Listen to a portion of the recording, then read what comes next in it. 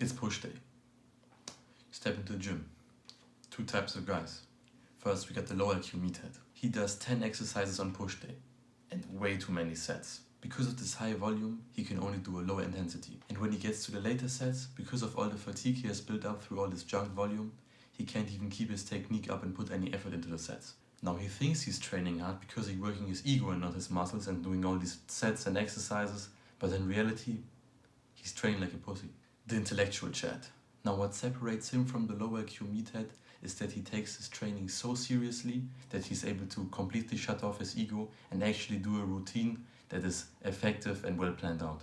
He only has a few exercises because that's all he needs, because his exercises specifically target the muscles and the parts of the muscles that he really needs to work and don't just do any junk volume. And he can put all of his effort and focus into his sets because there are so few. He really makes them count. He is actually training hard in the gym and not just wasting his time on junk volume. Now you've probably seen these clickbaity follow-along workouts that you can do at home. They say like, this 15-minute chest workout is all you need and you can grow just as much muscle and you can grow just as much muscle from home as you can in the gym. And I used to do those too, I used to believe that. And they have you do like these 10 exercises that all pretty much do the same. You have like 3 variations of dumbbell flies on the floor. It really, like I get that they're trying to like provide some way of training for people who are working out at home. But honestly, this is just clickbait and they just want to keep you watching. Now I used to do those too, man. And those really were the dark times when I really didn't know what I was doing. But I think the main takeaway why these workouts aren't so effective is because they're just doing like exercises that just do the same thing. They're not like really targeted. If you are planning your workout routine, you never want to have 2 exercises that are the same or target the same muscle, target the same range of motion. You really want to think about like having all this spread out and specifically targeting what you need. For our first exercise, we have the lateral raises on a cable setup. Now on this particular cable setup, we have the cable height set at hip height, slightly below hip height, so that when we are at the lowest position, so when the side delt is lengthened the most, the arm and the cable create a 90-degree angle, and this 90-degree angle means that we have the peak tension at the lengthened position of the side delt. So this is where the exercise is the hardest. You want to always have some exercises that focus on the lengthened position more than on the shortened position, because studies have shown that this is more optimal for muscle growth. So I'm using a lifting strap as a cuff here. I don't have a cuff, but this works just as well. You just kind of have to set it up so that it wraps around your hand nicely, and this is, in my opinion, much better than using a handle.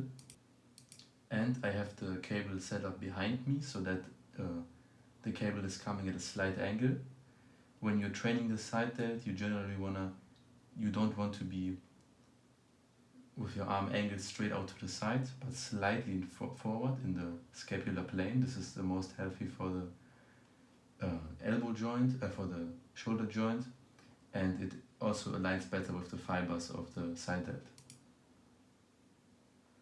And you can see I'm keeping my arm fairly straight, posting with the other hand, just trying to focus on the lengthened position here, coming down really slow on the eccentric, pausing for a quick second in the lowest positioning and then coming up.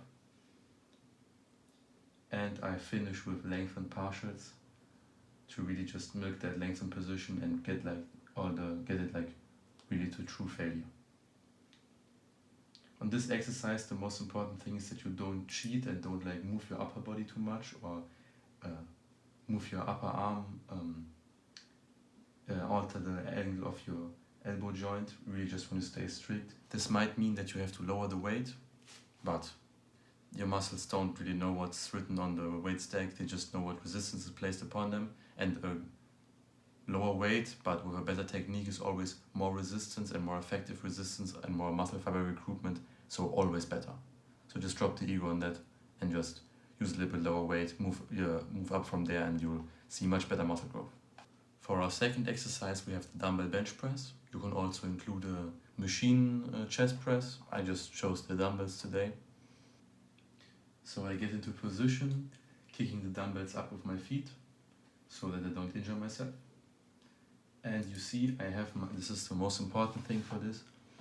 I have my wrists stacked over my elbows so that the force can translate directly. If you have this elbow angle more towards one or the other side, it's not gonna be optimal for like force translation. So you, like on bench press, you really want to keep your wrists and elbows stacked.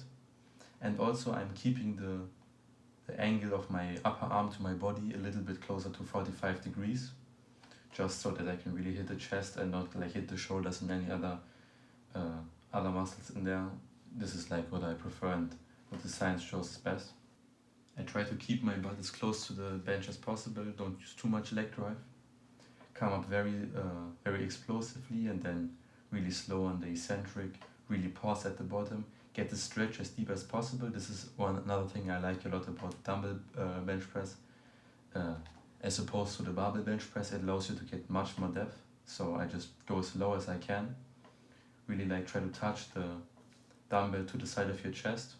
Really milk that lengthened position.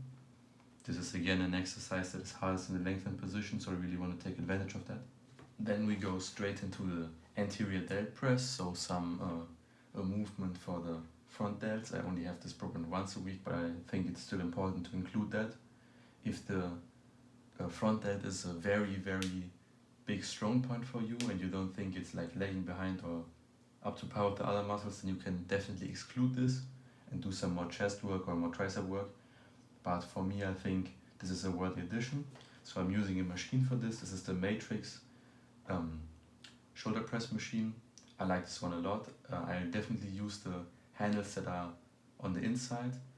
You might see the people in the gym, they are doing the shoulder press with elbows flared out very wide.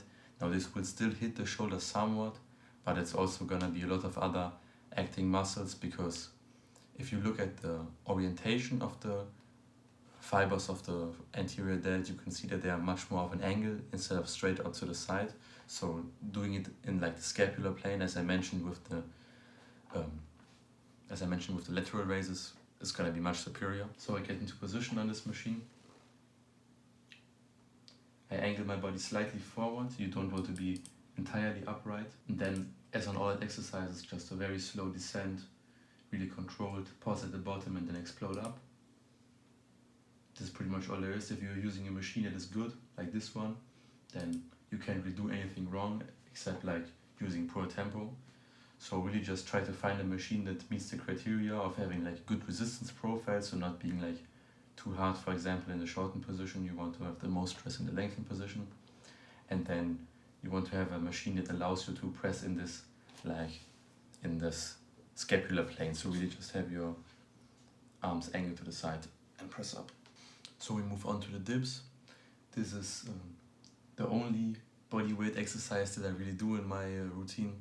I don't like to use like many like full weight or unstable exercises, but I think the dips are a worthy inclusion because, quite frankly, most decline press machines are not really that great they don't really hit the costal fibers of the pec, so the lower chest very good. They don't really align with the fiber orientation, and I think dips are really the way to go on this. When you're doing the dips, you really just want to focus on keeping your legs out in front of you. You don't want to be having your legs really far behind your back, because this will mean that you have a much more of an involvement of the tricep. You really want to feel your lower chest working in this. So as you see, I'm keeping my legs out in front of me and really coming down, getting a big stretch on the lower chest, really emphasizing that.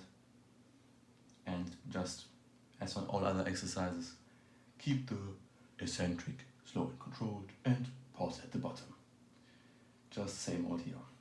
But on this exercise you can really like compromise with like lacking technique or cheating or whatever, so you just really have to stay vigilant. This is why recording your sets is really important as well for maximizing the technique and perfecting the form.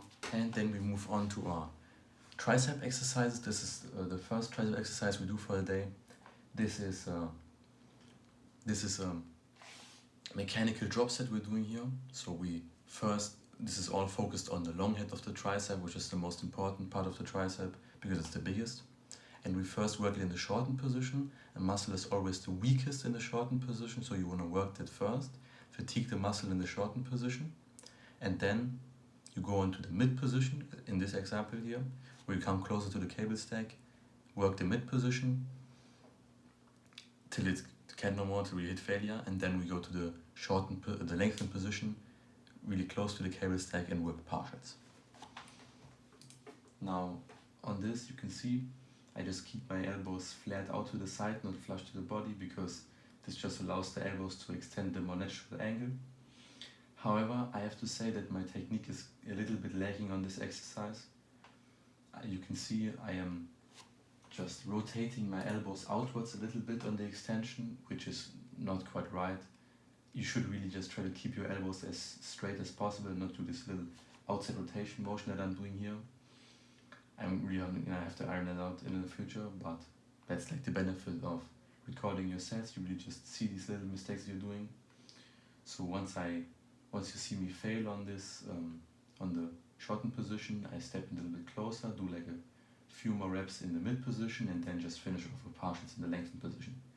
If you do this for like two rounds of this, you're really gonna have a great stimulus on your tricep, really toast the long head. So that leaves us with the last exercise for this session, the JM press on the Smith machine.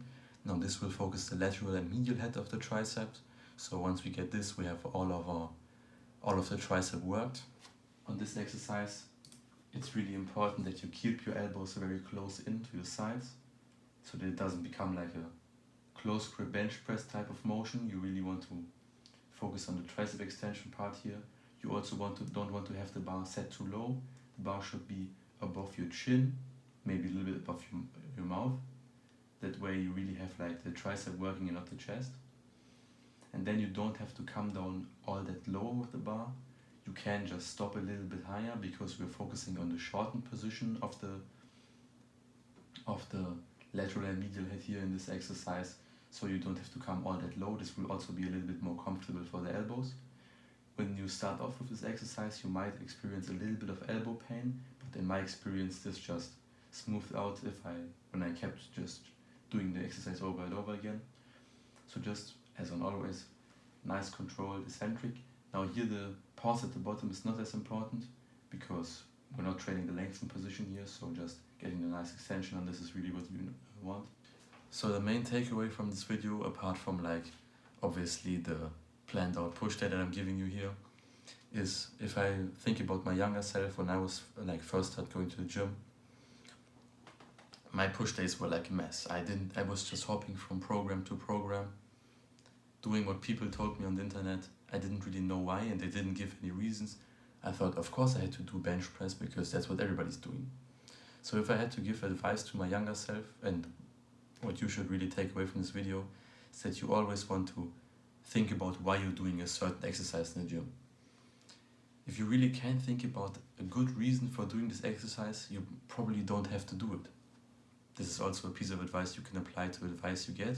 If somebody tells you to do a certain thing and they can't provide you any good reasons for it, then you really have to like question whether you should follow this advice. So really just think about why you're doing these exercises. In the future I will be doing a whole video on how the chest works and how you should optimally train it.